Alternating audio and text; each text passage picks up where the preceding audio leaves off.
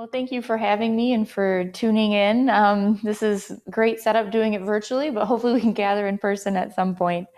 So my name is Gentry. I am the Executive Director of the Alpena Downtown Development Authority. Just a little bit about myself. I grew up here in Alpena, graduated from Alpena High School in 2011.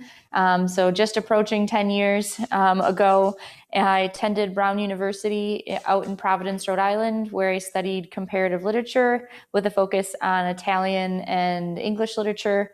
After college, I worked at Thunder Bay National Marine Sanctuary in the visitor outreach department. And then after that, I actually received my teaching certificate in South Australia for English as a second language. After that, I moved back home, was a substitute teacher for a very brief period of time, and then my current job opened up. So in 2017, I started my role here at the DDA. Oh, there we go. So just a little bit about downtown Alpena by the numbers. Maybe some of these numbers you know, maybe some of them you don't. So we have about 185 different businesses located downtown. This number is always changing and growing. And over the last few months, even with the pandemic, we've had businesses relocating into our district. 30 of those businesses are retail businesses, so brick and mortar shopping, 11 restaurants and bars, and 16 nonprofits called Downtown Alpena Home. We have over 800 employees that work throughout the downtown district. So we have some larger. Is everything good with the audio? Okay. We have 800 plus employees that work downtown, ranging from shops that have 1 or 2 employees to some of the Omni offices, which before the pandemic had probably 100 plus employees in each building downtown. We have 51 apartments. Many of those are located above different shops and stores downtown. We have 8 single family homes, and we have 90 hotel rooms with the Holiday Inn Express. Over the last 5 years, we've had over $7 million in approximate capital investment into the district. So any type of brick and mortar improvements into our buildings. We have over 7,000 daily traffic count on Chisholm Street, so lots of traffic that passes through our downtown. And of course, we have over 1,000 public parking spaces and over 600 private parking spaces. We have our estimated taxable value of the district last year was over $16 million. And over the last 10 years of our facade grant program that the DDA leads, we have invested $140,000 into facade improvements throughout the district. So just a little bit about downtown development authorities.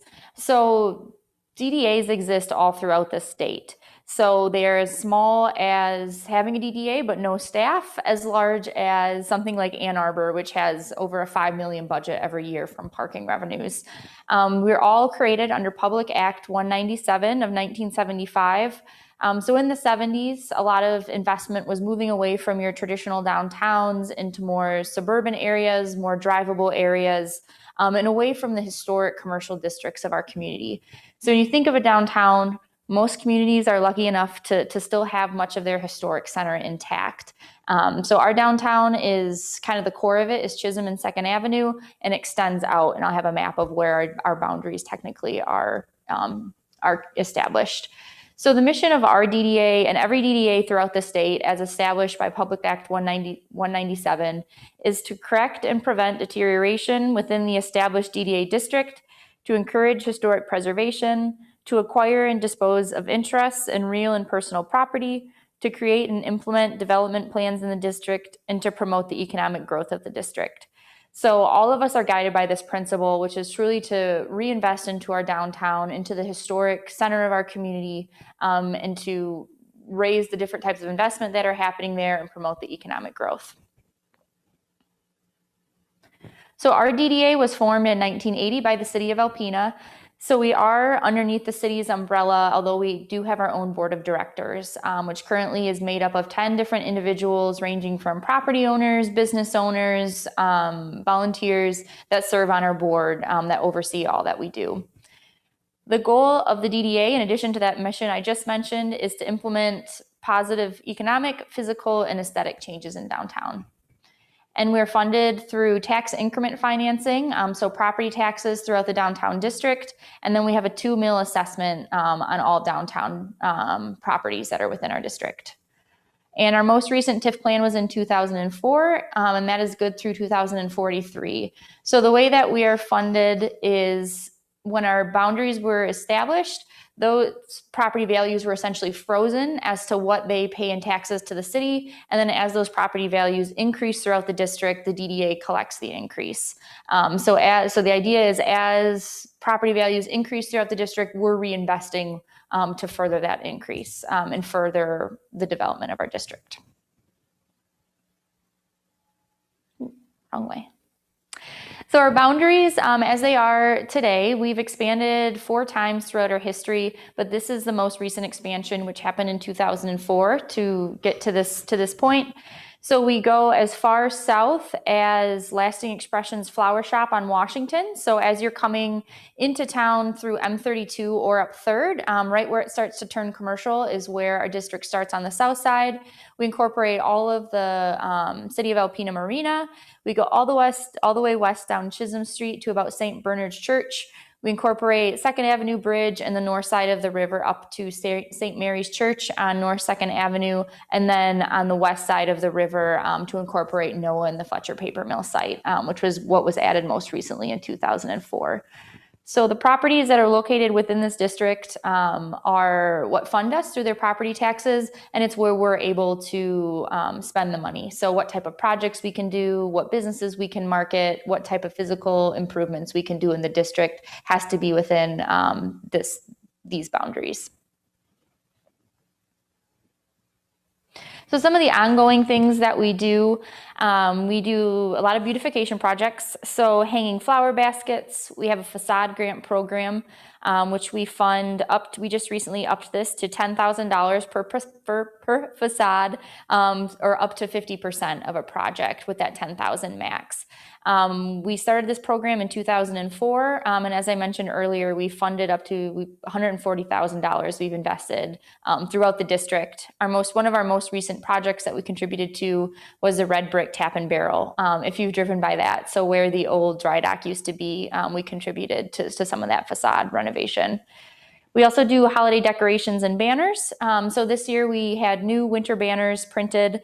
We did a call for artwork, and we had 4 different artists that submitted artwork that we chose, and we featured them on the banners this year. We also rent out the outdoor furniture, so different benches and tables throughout the downtown. We do bike racks. We plant trees. And then we also partner with Nemrock to hire 3 employees every year that help keep our downtown beautiful by picking up trash and cigarette butts. Yes. Question. Can you read that? Yep. So we had a question: is who is responsible to replace the broken light globes on the Maritime Heritage Trail?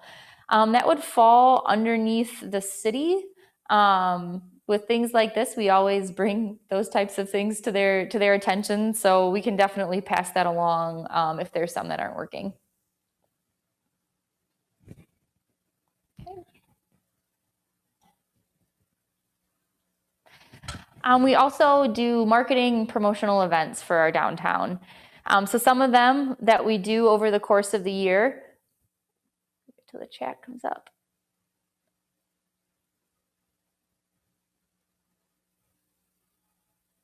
Okay, there are at least 8.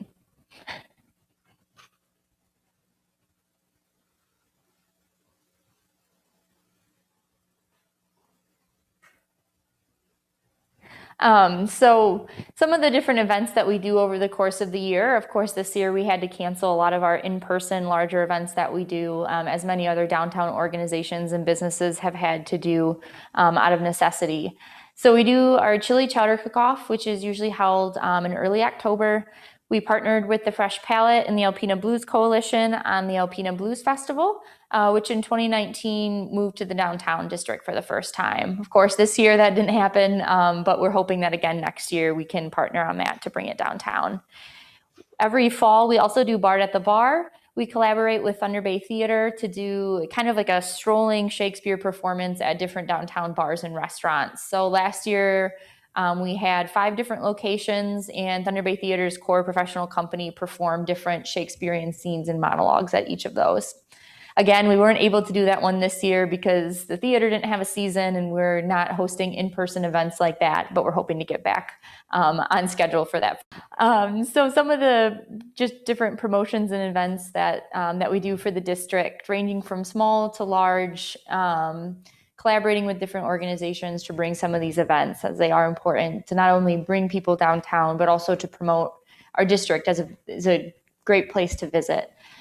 We also do all of our social media management for downtown Alpena and website, and then marketing campaigns for our downtown district. So Kingsley Craft is our marketing and outreach coordinator. So she creates seasonal marketing plans. So, what types of social media ads are we running? Are we doing radio ads, newspaper ads? What's the general messaging of our downtown? What are our assets? What do we want people to know about us? So we do that kind of for the whole downtown district and the whole downtown experience. We also do Santa weekends in Culligan Plaza. So one of the kind of other duties as assigned that I got to do the first few years that I started is hire a Santa Claus to have in his little cottage in Culligan Plaza. So we organize those for the district as well. Last year, we started a partnership with Alpena High School and their place-based learning class. So we serve as their community partner on that. So those classes at the high school are a combination, kind of interdisciplinary, but they have some type of project that they have to complete with a community partner and organization. So we've helped with this class for the second year now. Last year we were able to do quite a bit of it in person. So 2 classes got a tour of the downtown. We got to talk to them about what the DDA is, what it's like working for a DDA or perhaps a municipality, and talking about just the different facets of what makes a downtown vibrant, what makes a downtown an attractive place to live and visit.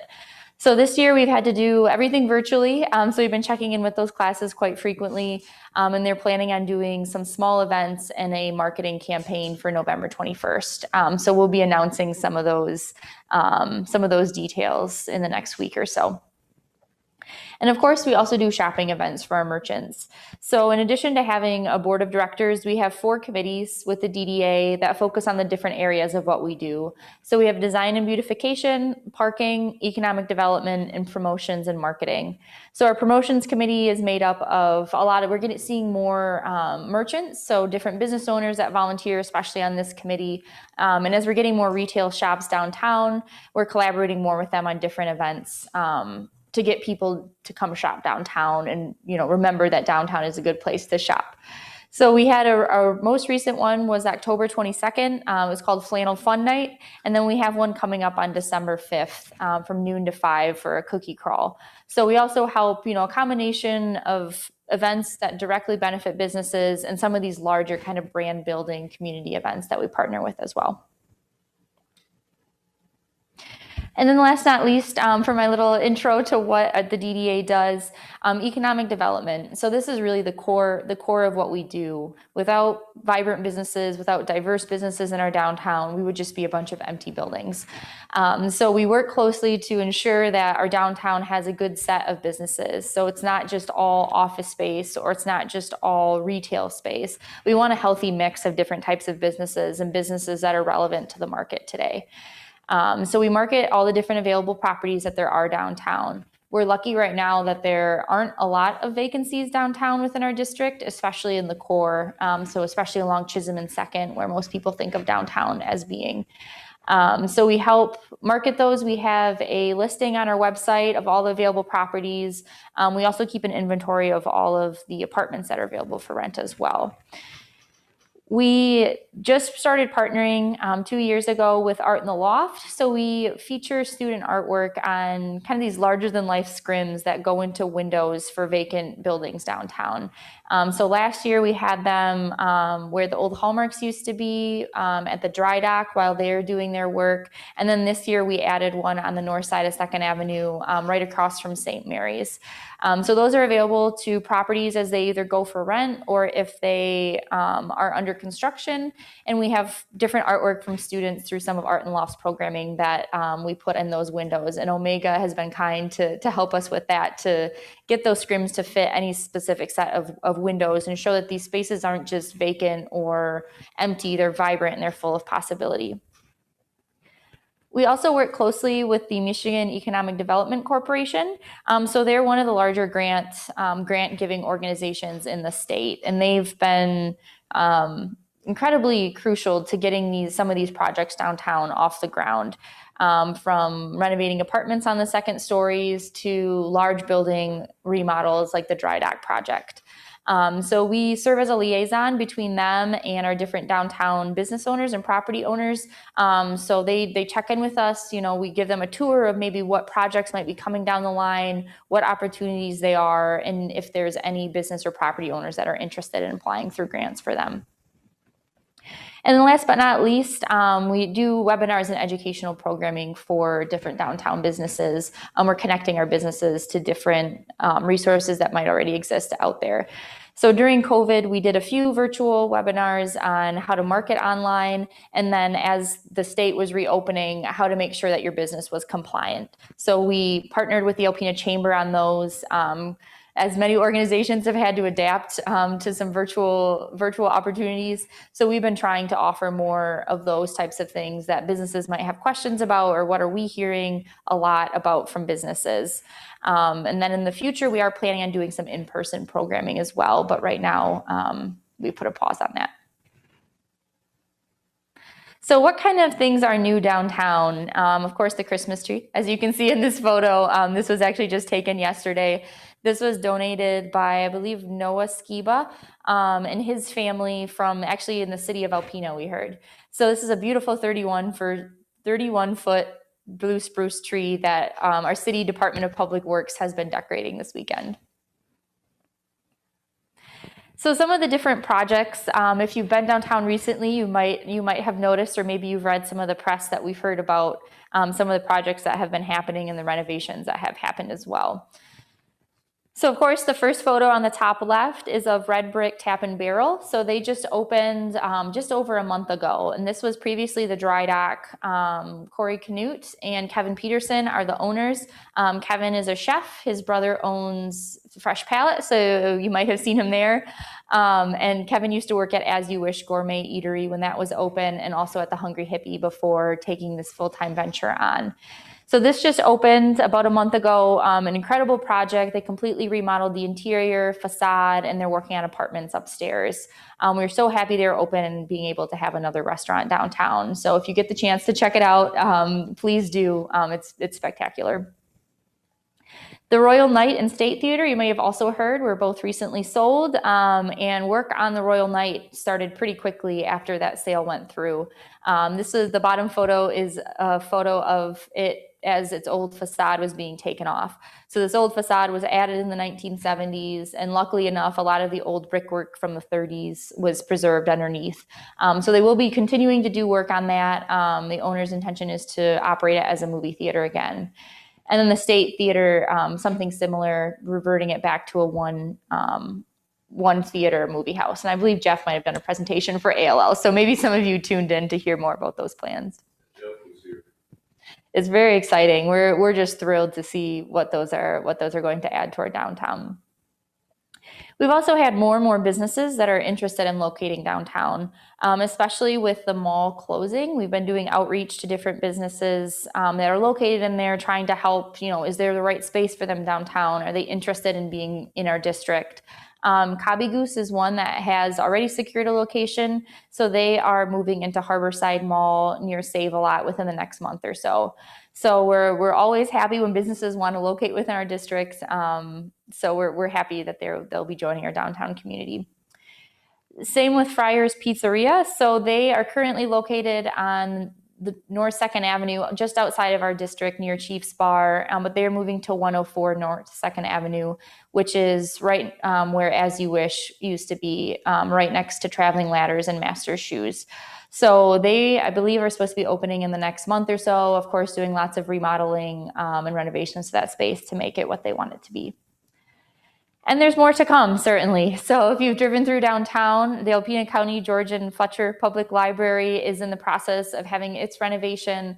That's already started. That'll be an incredible new facility with new amenities there. So that's currently in the works. The library is at its temporary location, but that building is in the process of being renovated.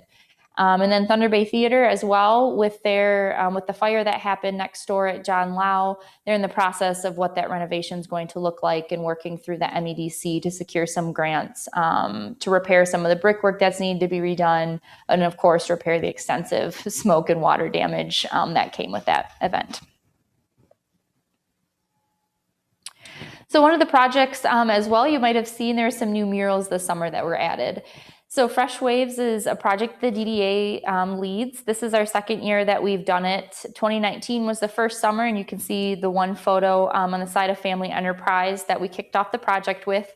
So the purpose of this project is to introduce new, vibrant public artwork that's really one of a kind, that's different in style and different in content, and fresh, as the name implies.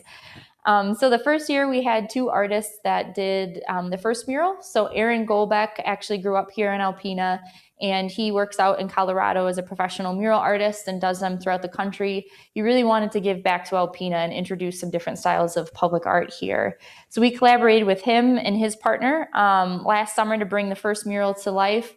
And then for this summer, we did an open call for any artists that had experience painting public murals to be invited to participate.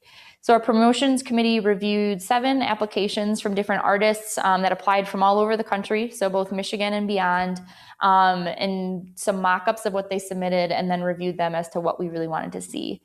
So we had 2 murals that were completed. The first one was Wave Journey by artist Mark Petrowski. He is based in Bay City. He's an educator there. He works as a high school art teacher. This is his first time painting in Alpena, and absolutely loved the experience. And this mural was on the outside of Salon 125.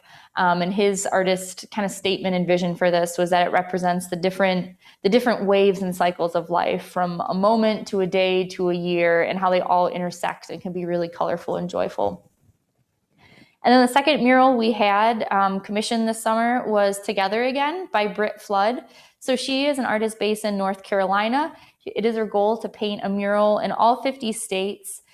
She had never painted one in Alpena, but she had painted one down in Flint with their public art project.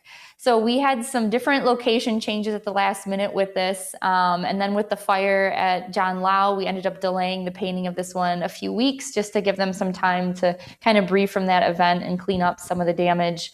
But she completed this in August of this summer on the warehouse of Thunder Bay Theater. And we just love how both of these turned out, and we're hoping to do it again next year and find different locations that might be interested in hosting some of this artwork that, the whole intention is just creativity, different styles. We don't have a theme. We have artists submit what they want to paint and what they want to leave in our town.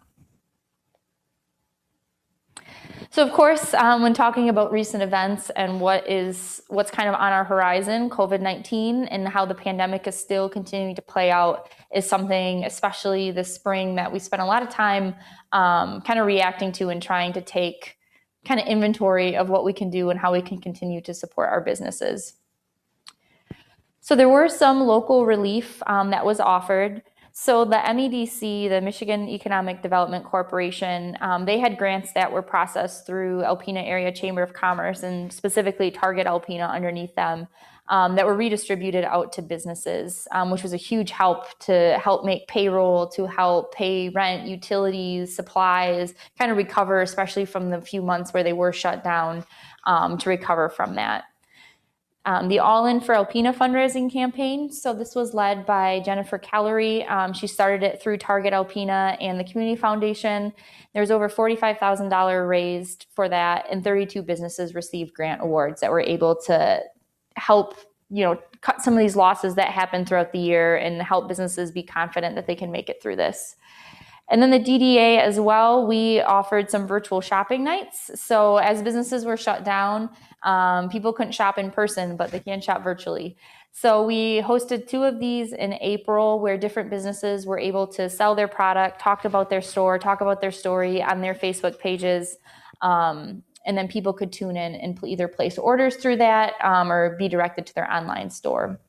And we are planning on doing another one of these this winter since they were successful, even though people can't shop in person.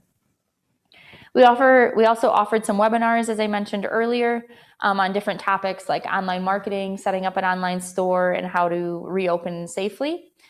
And then lastly, we offered a Downtown Dollars promotion, which is still currently running. We have about $200 left to issue in Downtown Dollars. So these dollars are multi-merchant gift certificates that you can use at 40 different businesses downtown. So all of our stores, our restaurants, bars, the salt spa, hair salons, a variety of businesses accept these as payment. And we are offering a promotion where if you buy $25, you get $5 for free. $50 you can get 15, and $75 you can get 25 additional. So this is something that we launched October 1st, and we're just about out of the bonus dollars, but we're still trying to encourage people to continue shopping locally, to continue supporting our businesses downtown. So one of the questions that's really come to the forefront during the pandemic and even before the pandemic is, what is the future of retail? Just looking at the photo of the JCPenney, I mean, this is kind of a case study of what retail has even looked like in our own community. You know, our downtown, if you grew up here, you might have remembered, you know, shopping at all these different stores that called downtown home, from JCPenney to Gately's to Vaughn's. And now we only have one women's store, Myers Furs and Fashions, in our district that sells clothes specifically for women, and no menswear stores. So, you know, what is the future of retail, especially as with the pandemic, it has really kind of taken a toll on businesses, both small and large, with its effects. So one thing I always like to start off with is the pandemic has accelerated trends and movements that were already in motion. So of course, there's some new things that have come to light, but a lot of these things, especially as we're seeing how they're playing out in our downtown, were in motion before, and the pandemic has really accelerated some of these trends and some of these things that have been building throughout the last few years. So brick and mortar is kind of no longer an option just to be brick and mortar. Click and mortar is kind of the future if you want to adapt. And I wish I had coined this phrase because I love it, but unfortunately I've heard this shared at other downtown conferences and presentations.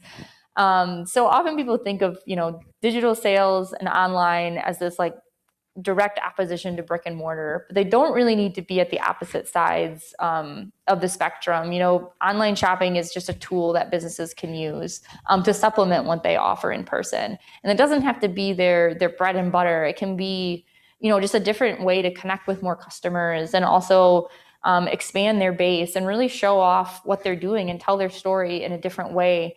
You kind of got to meet the people where they are. And with people that use, you know, social media and the internet, you're just meeting people where they already are looking for information and looking for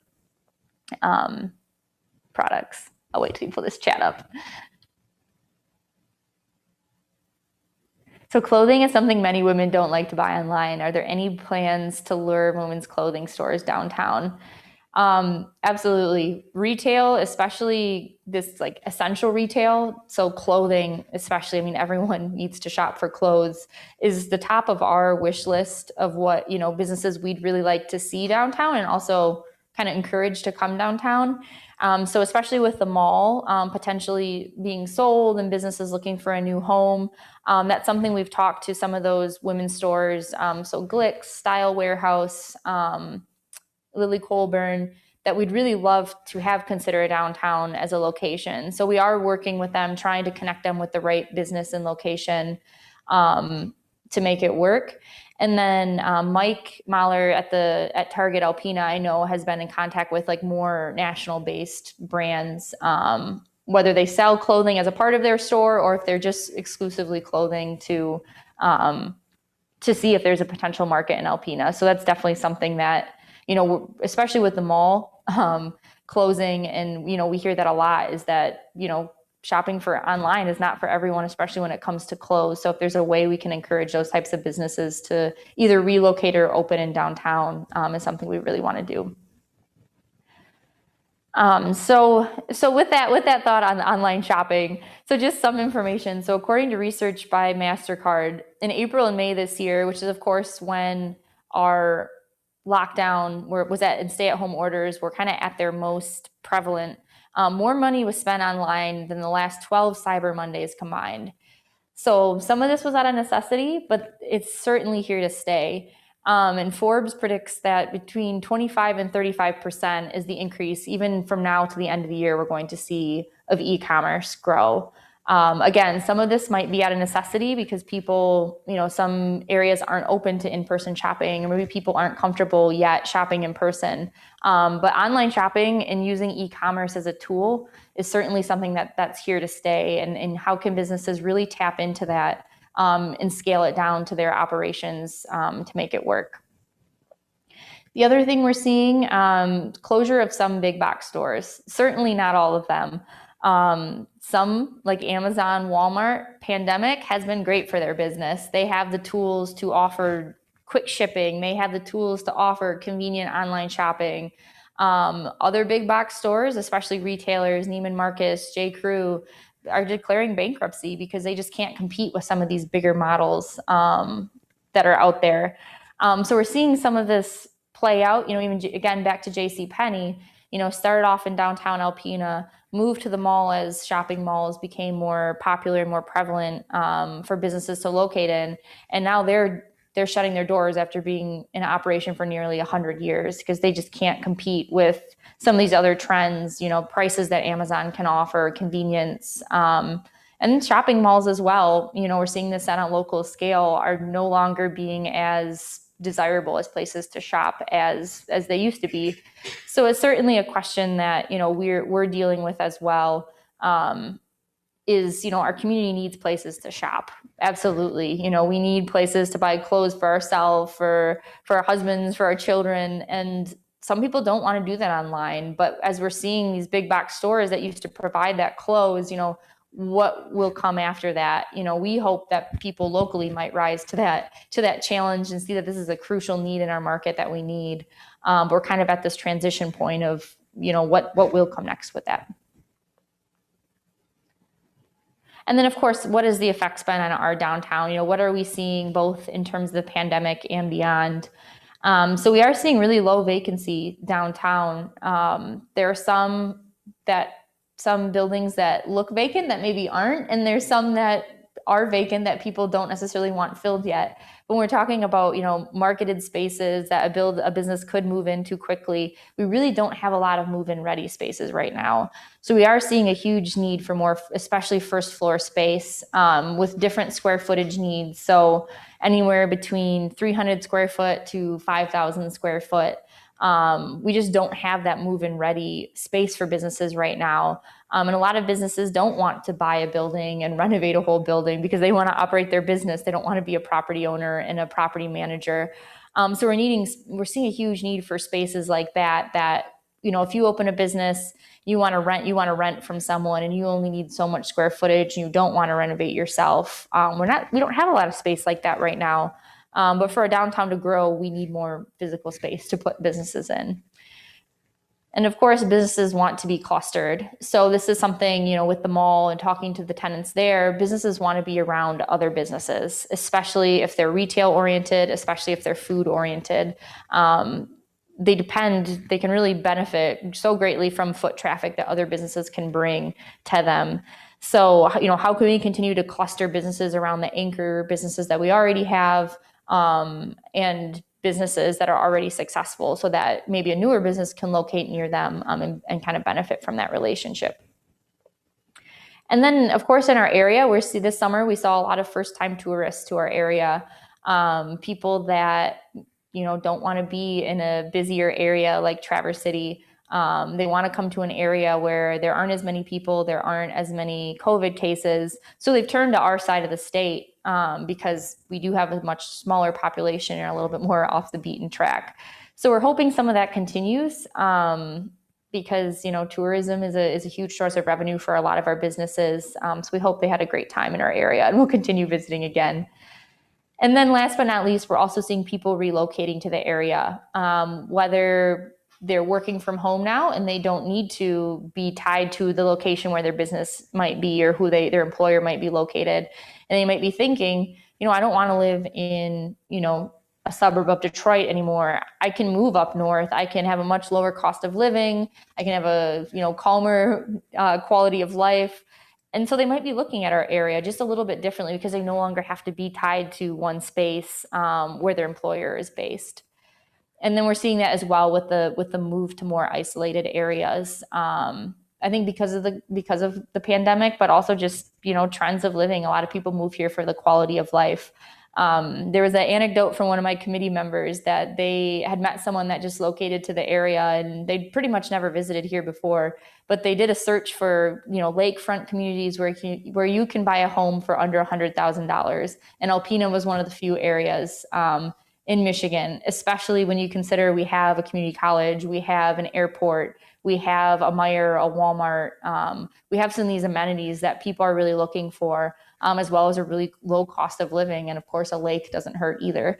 So it'll be interesting to see how some of these trends that we've seen even over the summer start to build will continue, and how it might affect especially who's opening businesses in our downtown and kind of what buildings are being purchased.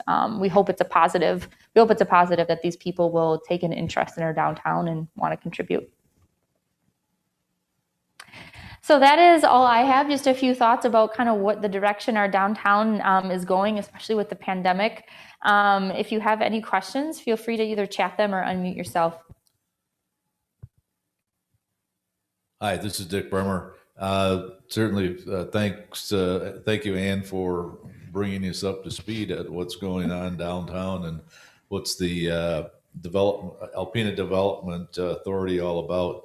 If any of you have questions, please feel free to unmute your microphones and ask them, or type into the chat box. So we give you a few seconds here to see if there's any questions. Well, with that, I told Ann she got to live through the power going out in the Briggs Center. So thanks to you folks who stuck with us. And while we got back online, it took a few minutes to get the internet connection going again. So with that, I'll give you one last moment of silence to see if anybody wants to ask a question. Oops, we got a chat. Oh, we had a well done. Thank you. Anyone else? If not, we will be stopping the program. Thank you.